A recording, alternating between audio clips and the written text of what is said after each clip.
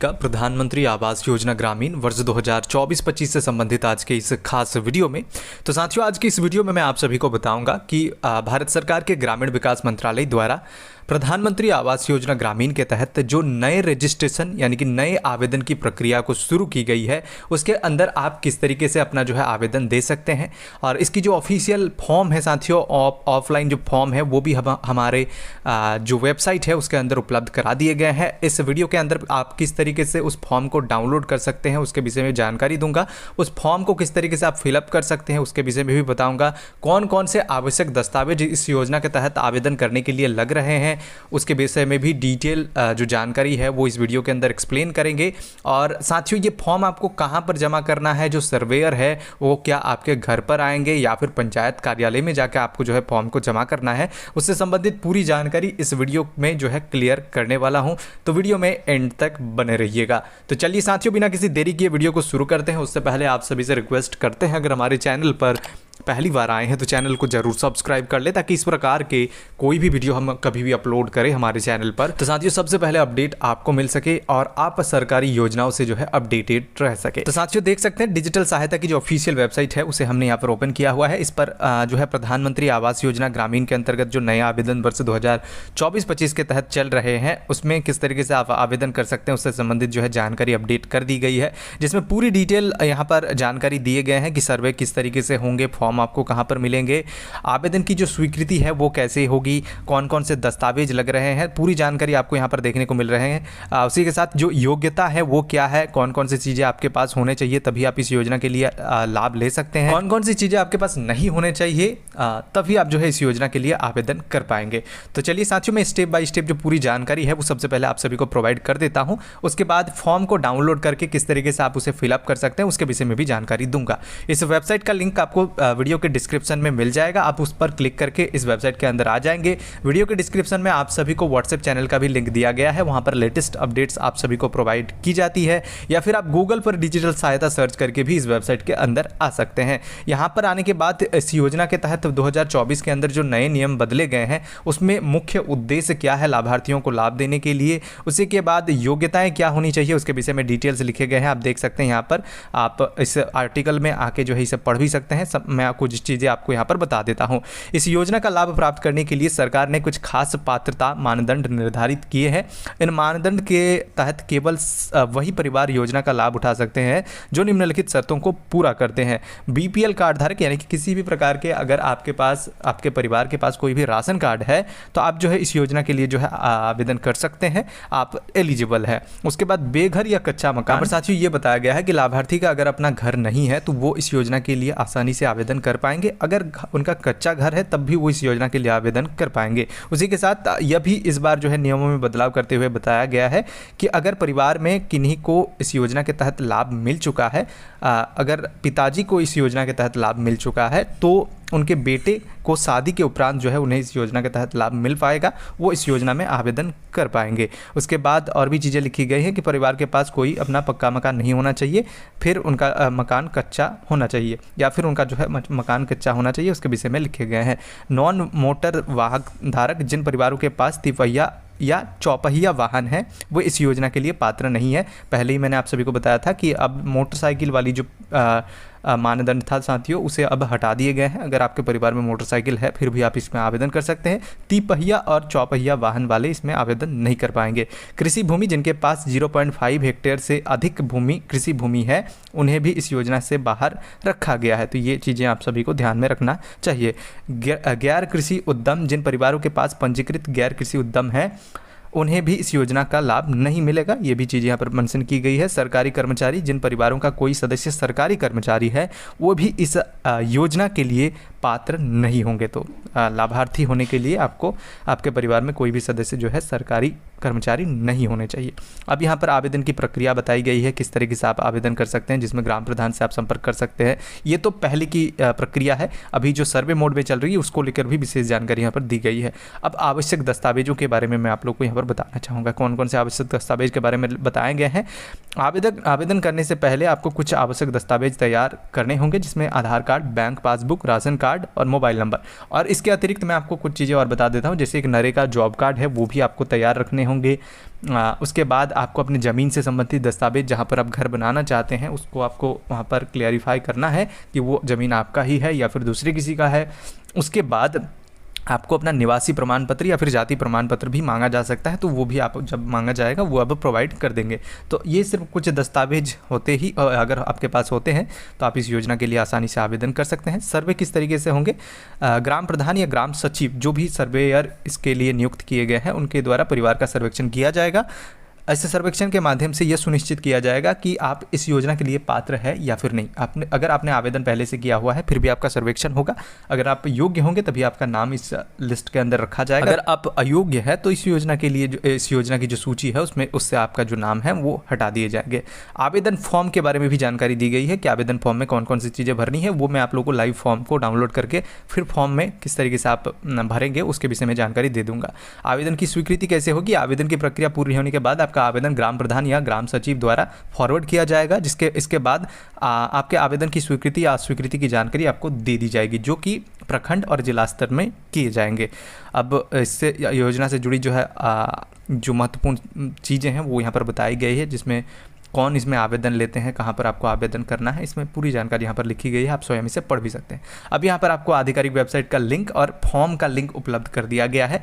आप वीडियो के डिस्क्रिप्शन में इस जो आर्टिकल है इस पर आके इस फॉर्म को डाउनलोड कर सकते हैं यहाँ से, या फिर गूगल पर डिजिटल सहायता सर्च करके भी जो है यहाँ पर इस वेबसाइट पर आने के बाद फॉर्म को डाउनलोड कर सकते हैं। चलिए मैं आप लोगों को यहाँ पर फॉर्म को लाइव डाउनलोड करके दिखाता हूँ। साथ ही हम लोग सिंपली यहाँ पर क्लिक करेंगे तो फॉर्म जो डाउनलोड है वो हमारे सामने हो जाएगा।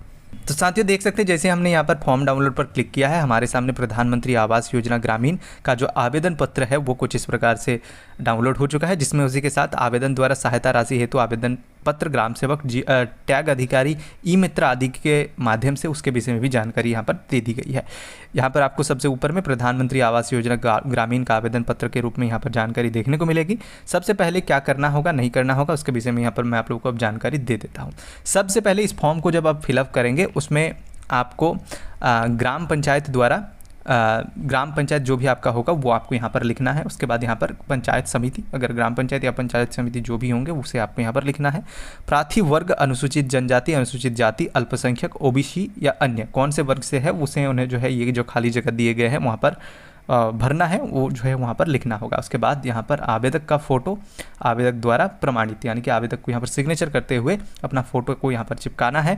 उसके बाद पंचायत समिति के प्रशासनिक स्वीकृति आदेश क्रमांक वो ऑफिशियल जो अधिकारी होंगे उनके द्वारा दी जाएगी जब इससे स्वीकृत कर लिया जाएगा।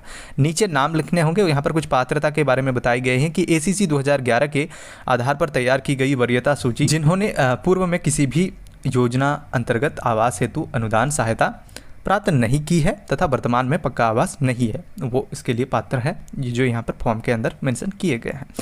आवेदक का नाम यहाँ पर श्री, श्रीमती, सुश्री जो भी हो गया वहाँ पर टिक करना है। उसके बाद नाम लिखना है।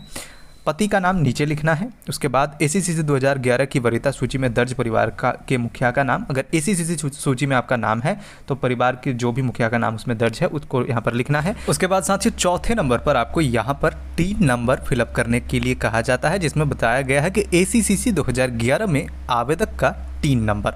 अब साथियों ये 3 नंबर क्या होता है इसके विषय में एक डिटेल वीडियो हमारे चैनल पर पहले से ही अपलोडेड है, और किस तरीके से आप 3 नंबर को अपने मोबाइल के माध्यम से ही निकाल सकते हैं वो उसके विषय में भी जानकारी उसमें दी गई है।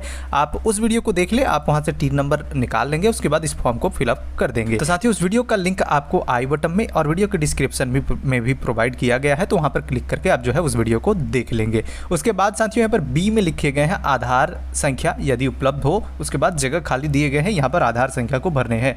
उसके बाद सी जॉब कार्ड संख्या, ये जो नरेगा जॉब कार्ड की डिटेल्स मैंने बताए थे थोड़ी देर पहले आप सभी को आवश्यक दस्तावेजों की सूची के अंदर, ये नरेगा जॉब कार्ड की संख्या आपको यहाँ पर जो है लिख देने हैं, फिर फिलअप कर देना है। उसके बाद नीचे जो है एक SBM ID नंबर, जिसको स्वास्थ्य सर्वेक्षण मिशन के तहत ये बताया गया था, SBM स्वच्छता सर्वेक्षण मिशन का ये SBM ID होते हैं, जिसमें जितने भी लाभार्थियों को शौचालय मिले होंगे उनके सभी का ये जो है SBM ID है। अगर आप इसके तहत ज़्यादा जानकारी चाहते हैं तो अपने जो भी ग्राम पंचायत के मुखिया है उनसे संपर्क करें, उनके द्वारा आपको ये SBM ID प्रोवाइड कर दी जाएगी। अगर नहीं है तो आप ये जगह जो है खाली भी छोड़ सकते हैं, जो भी अधिकारी होंगे उनके द्वारा भी इसे जो है फिलअप कर लिया जाएगा।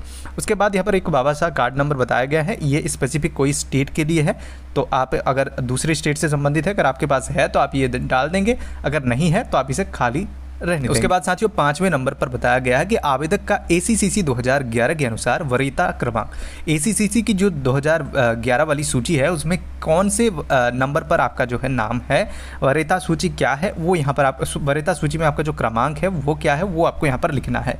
अगर उसमें आपका नाम नहीं है तो आप जो है इसको अवॉइड करेंगे, क्योंकि अभी जो है न्यू रजिस्ट्रेशन हो रहे हैं, तो ये जो चीज़ें हैं ये उतना ज़्यादा मैंडेटरी नहीं है, आप इन चीज़ों को जो है इग्नोर कर देंगे। उसके बाद नीचे यहाँ पर बताया गया है 6ठे नंबर पर, आवेदक यदि दिव्यांग है तो विकलांग का प्रमाण पत्र संलग्न करें। यहाँ पर प्रमाण पत्र संख्या लिखना है और उसके बाद संलग्न भी करना है, यानी कि छाया प्रति इस फॉर्म के साथ आपको अटैच भी करने हैं। उसके बाद साथियों यहाँ पर 7वें नंबर पर लिखे गए हैं पूर्ण पता, आपका जो भी पता है उसे पूरा लिखना है, ग्राम पंचायत, पोस्ट, पंचायत समिति, जिला, बस इतने ही डिटेल्स आपको यहाँ पर लिखने हैं। उसके बाद प्रार्थी का मोबाइल नंबर देना है, पट्टाधारक का, अगर अपना ज़मीन जो है अपना नहीं है तो पट्टाधारक का नाम यहाँ पर लिखना है, भूमि का ब्यौरा यहाँ पर देना है आपको, पट्टे धारक के आवेदक के साथ क्या संबंध है या फिर नहीं है वो चीज़ें यहाँ पर देने होंगे, पूरी डिटेल्स आपको। अगर आपका अपना ज़मीन है तो ये भी आप छोड़ देना है। प्रस्तावित ज़मीन चारागाह है या फिर कुछ ऐसा तो नहीं है, उसके विषय में आपको यहाँ पर जानकारी देने हैं। CBS आधारित बैंक खाता का संख्या, यानी कि DBT के लिए जो बैंक खाता का संख्या है वो आपको यहाँ पर देना है, शाखा का नाम लिखना है, IFSC कोड देने हैं, पासबुक की फ़ोटो भी प्रति जो है इस फॉर्म के साथ आपको संलग्न करने हैं। उसके बाद यहाँ पर जो देख सकते हैं जो भी पात्रता है वो डिटेल्स यहाँ पर पूरी लिखी गई है, जिसमें मोटरसाइकिल, 2 पहिया, 3 पहिया, 4 पहिया और मछली नाव आपके पास नहीं होने चाहिए। मोटरसाइकिल की जो पात्रता है वो इस बार हटा दिए गए हैं, तो ये चीज़ अगर होंगे तो फिर भी आप आवेदन कर पाएंगे। उसके बाद मैकेनाइज, 3 पहिया, 4 पहिया वाहन, कृषि उपकरण, ये सब होंगे तो आप नहीं कर पाएंगे। इन चीज़ों को आप आसानी से यहाँ पर पढ़ लेंगे। स्वयं का अगर रेफ्रिजरेटर है तो अब भी आप आवेदन नहीं कर पाएंगे, लेकिन इन चीज़ों पर अब ढील दी गई है सरकार के द्वारा। जो भी सर्वेयर होंगे उनके द्वारा आपको जब ये चीज़ें बताई जाएगी उस समय उनके द्वारा ज़्यादा डिटेल्स आपको प्रोवाइड कर दिए जाएंगे। तो ये फॉर्म आपको जो है पूरा फिलअप कर लेना है। उसके बाद नीचे यहाँ पर एक जगह आपको जो है हस्ताक्षर करने हैं, आवेदक जो भी होंगे वो अपना यहाँ पर सिग्नेचर कर देंगे और उसके बाद जो आपका काम होता है वो ख़त्म हो जाता है, क्योंकि उसके बाद पूरी जो काम है वो ऑफिस के द्वारा किए जाएंगे, जिसमें जब जियो टैग होगी उसके द्वारा उसका डेट, टाइम उसके विषय में यहाँ पर लिखी जाएगी। उसके बाद मैं आप लोगों को यहाँ पर दिखाना चाहूँगा ये कार्यालय के द्वारा जो है किए जाने वाले कार्यों के लिए जो है कुछ अब जो है चीज़ें दी गई है। आपको जो है तीनों फॉर्म को जो है एक साथ प्रिंट करना है और सिर्फ इसी को भरना है। उसके साथ आपको डॉक्यूमेंट्स अटैच कर देने हैं और उसके बाद जो भी सर्वेयर आएंगे उनको आपको ये फॉर्म देना है। अगर आपके सर्वेयर द्वारा आपको कोई और भी अतिरिक्त चीज़ मांगे जाते हैं या फिर दूसरे फॉर्म मुहैया कराए जाते हैं तो आप उन्हें भी भर के दे सकते हैं। तो साथियों वर्तमान में जो अभी इस योजना के तहत जो फॉर्म उपलब्ध है वो मैंने आप सभी को यहाँ पर हमारे जो वेबसाइट है उसमें उपलब्ध करा दिया है। आप हमारे वेबसाइट पर जाके इस फॉर्म को डाउनलोड कर सकते हैं और इस योजना के लिए आवेदन कर सकते हैं। गूगल पर आप डिजिटल सहायता सर्च करके उसकी ऑफिशियल जो वेबसाइट है उसमें जाके आप जो है इस फॉर्म को डाउनलोड कर सकते हैं। वीडियो के डिस्क्रिप्शन में भी आप सभी को इस वेबसाइट का लिंक दिया गया है, हमारे व्हाट्सएप चैनल में भी लिंक दिया गया है, तो वहाँ पर जाके जो है आप इसे डाउनलोड करके आवेदन कर पाएंगे। तो साथियों ये थी जानकारी पूरी प्रधानमंत्री आवास योजना ग्रामीण के अंतर्गत जो नए लाभार्थियों का पंजीकरण चल रहा है, नए आवेदन लिए जा रहे हैं और लाभार्थियों को इस योजना के तहत जोड़ा जा रहा है। तो साथियों अगर आप भी करना चाहते हैं तो इस प्रक्रिया को पूरी करके जो है आवेदन कर सकते हैं। अगर जानकारी अच्छी लगी तो वीडियो को लाइक करें, हमारे चैनल को सब्सक्राइब करके जरूर रखें, क्योंकि इस चैनल पर आप सभी को सरकारी योजनाओं से जुड़ी जो लेटेस्ट जानकारी है वो सबसे पहले प्रोवाइड की जाती है। धन्यवाद।